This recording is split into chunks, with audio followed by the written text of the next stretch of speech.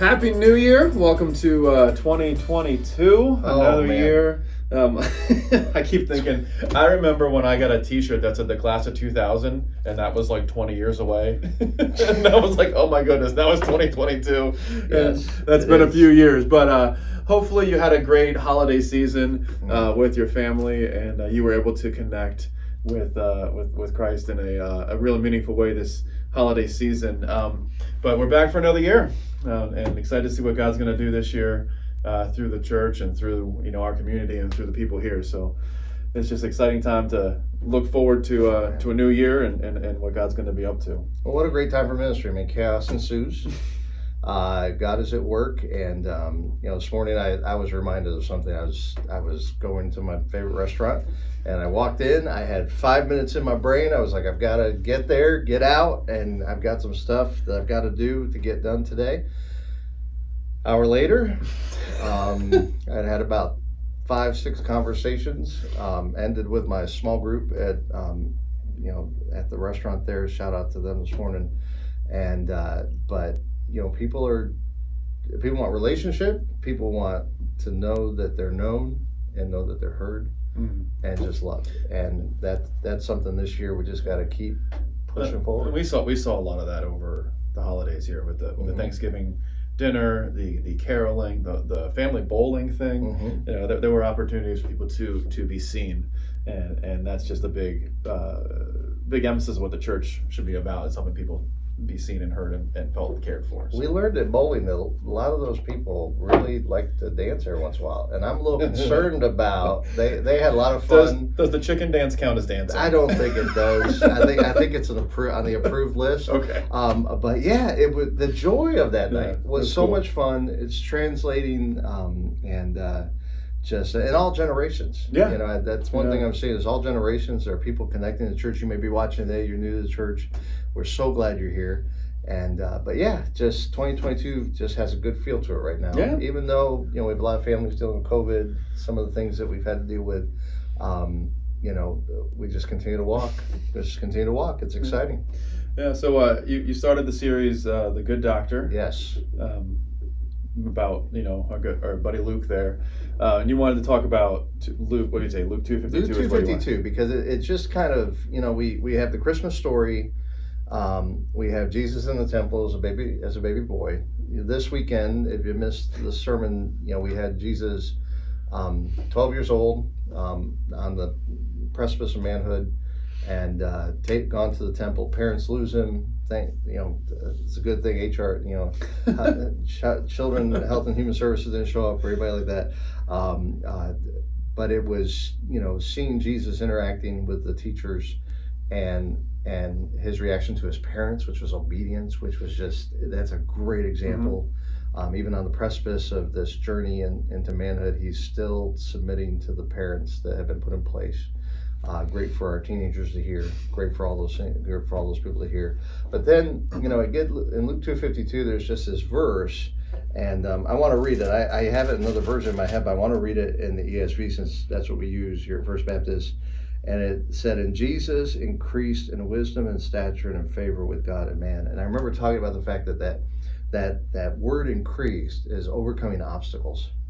And I really loved it because the men are in the study of Proverbs right now, and as Solomon is writing to his sons, he uses this incredible illustration where he talks about the path. Trust in the Lord with all your heart and lean on to your own understanding. Acknowledge Him in all your ways, and He will make your path straight in the newer version.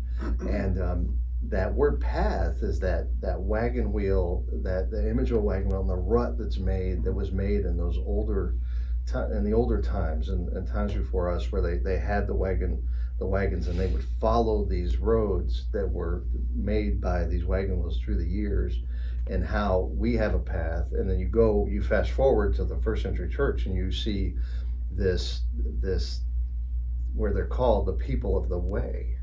And there's that journey that we're all on. And the good Dr. Luke he started the journey at Christmas.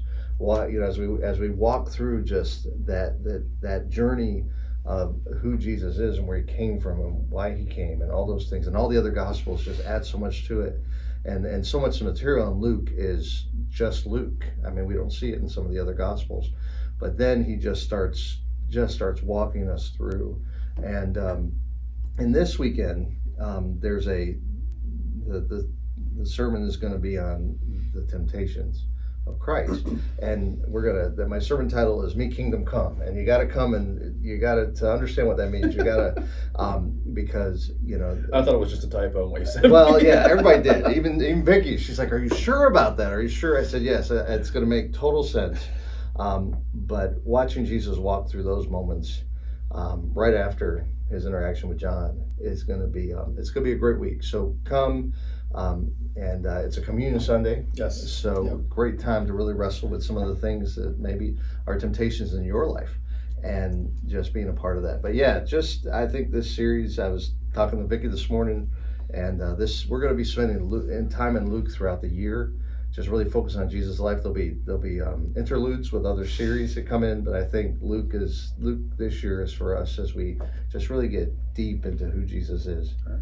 And what he's doing in our lives. You know what I kind of love is the universal focus after Christmas to focusing on Christ and who he is in the new year. It just seems fitting. As it leads up to Easter, like we're using curriculum with the kids that does that, and I've seen a bunch of different people creating things, and it seems like this is a good time after Christ comes at Christmas to focus on who Jesus is and the impact that has on us leading to the cross. It just seems like a cool fit there. There's a couple of announcements in case you haven't caught wind of it yet. We are back to 2 services. Started that this past Sunday. So 8:45 and 11:15 with life groups in the middle. Life studies starts back up again this Sunday evening. Contact your life group life study leader for more details. We have the kids at 6. The children's ministry is back at 6, and then men's frat, wedge, practical Bible application, and reasonable faith. Contact your life study leader for details on what's going on. And then next week, about a week from now, I'm taking the teenagers to winter camp. So be praying for them, be praying for what God's going to do in their lives, that he gets a hold of them. Just kind of grabs their attention in a new way during that retreat. So we appreciate you. Be praying for them, and just pray for our church leadership as we continue to seek God's direction for where he's pushing us. I was with some church leaders this morning, and it's a great church north of the city, and they were talking about how God's moving in their church, and we were just celebrating. It was so much fun because I'm in the middle of the restaurant that these people are just listening, and we're just celebrating what God is doing. And we've had new families come into the church. They've had new families come into the church. God's just up to something, and talking to a friend of mine, Brian, last night, just telling me about, he's the head of a region of a couple hundred churches, and he was saying, Chuck, God is using this season to draw his people back to himself, but also to draw people that haven't been around for a while, or drawing people who never knew the gospel existed.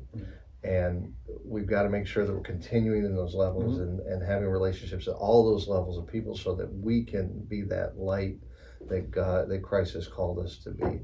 So I encourage you, keep those spiritual disciplines going, be spending time in the Word every day, spending time on your knees, and just seeking God's face. And pray for us as we continue to lead. And our first ministries are our families. Pray for us as dads and husbands.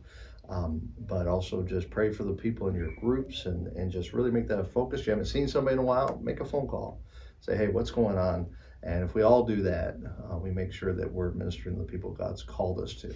So, Happy New Year, my friend. Happy New Year, yeah. And thanks for hosting the second year. The second, yeah. Of the Deep End Podcast.